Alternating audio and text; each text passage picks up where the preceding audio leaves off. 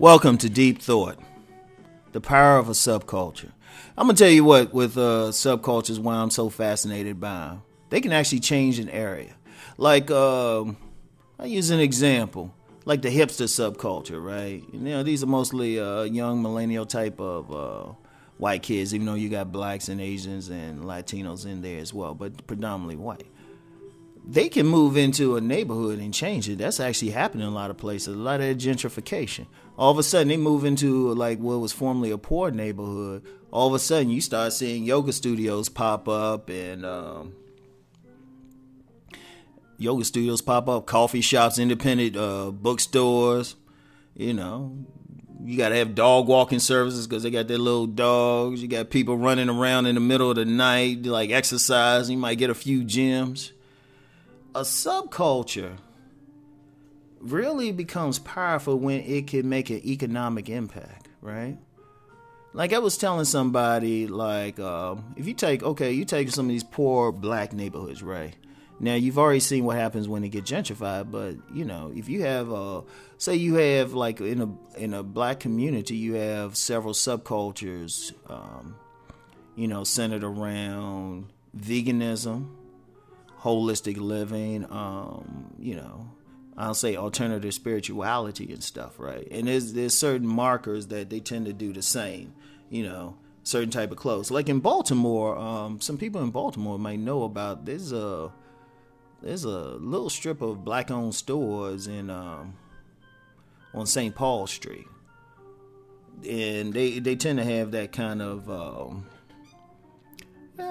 like that more bohemian type of clientele, right? Anybody familiar with it, like around St. Paul and 25th Street, right?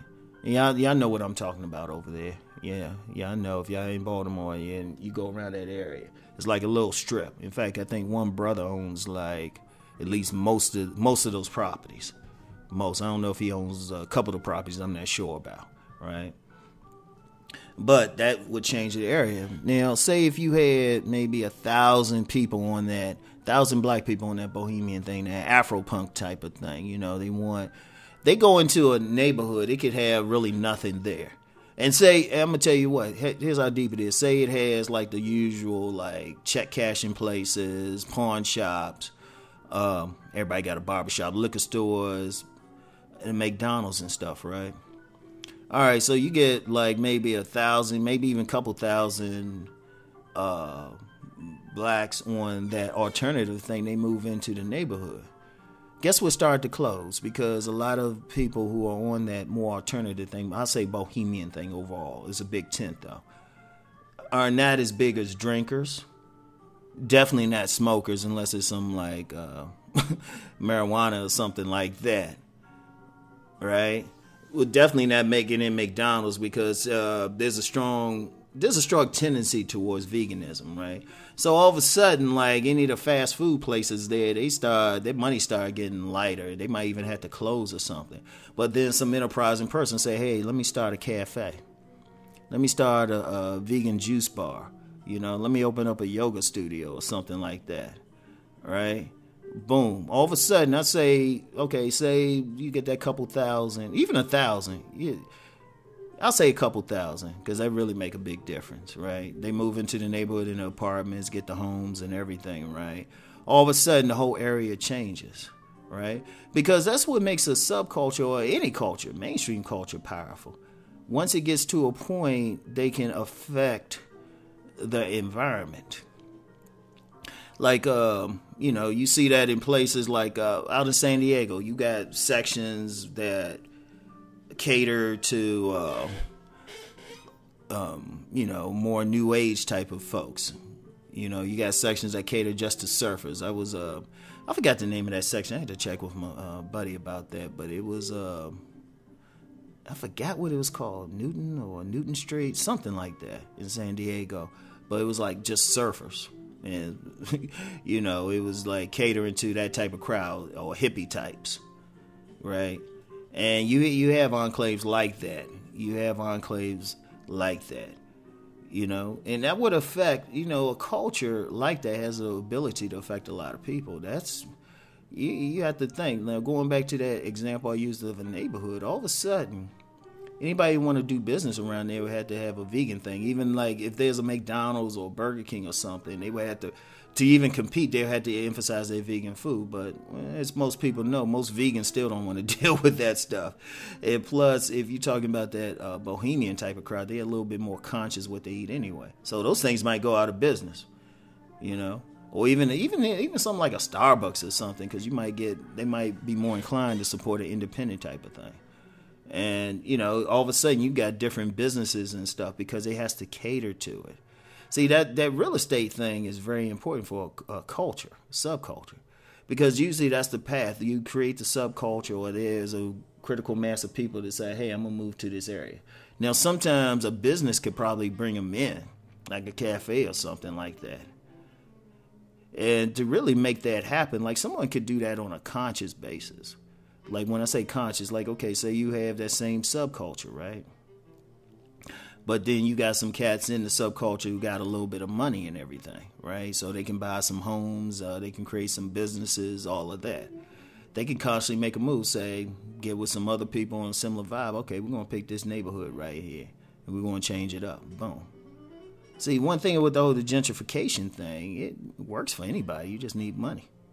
You just need to buy some stuff.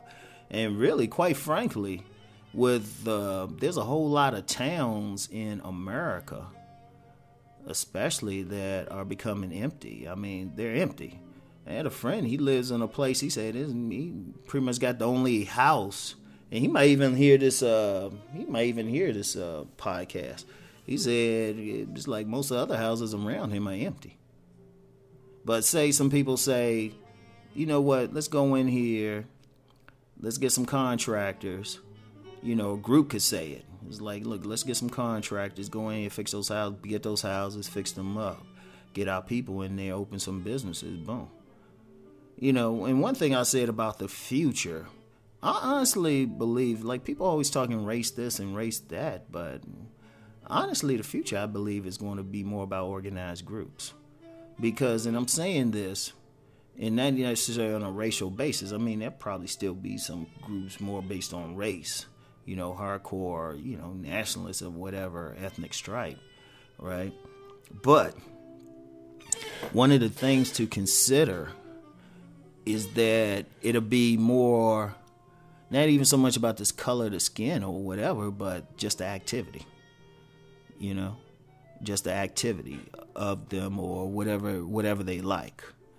You know, and if you get a critical mass that say, hey, you know what, let's move to this small town, let's get some stuff in there. Let's buy out the homes. Let's create some businesses and stuff. You can create, I can see little tiny enclaves like this all over the country. And I think that we're going to see more about it. In fact, the CIA had said anyway in a paper that was around 2000, I think. They say by 2015, the world will be more about organized groups. And it already is. It already is. People who follow these things, they'll tell you it's more about tribes because of the borders and everything. Like everybody's, you know, we got this big trade war thing between China and the United States. Well, really, United States and the world. But one of the biggest economic groups is the overseas Chinese. They're everywhere. That's a big economic group by themselves, and what they do. They create, like Chinatowns, create Koreatowns, you know.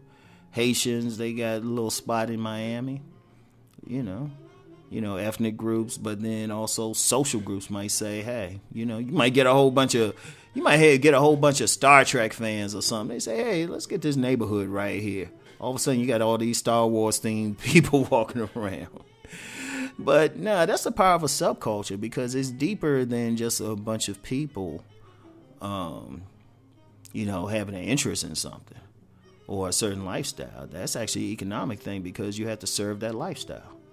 You know, like I'll use hippies for an example. Usually I get my incense from this hippie spot. I get my incense from this hippie spot. So those are business. So that's the power. It's greater than just.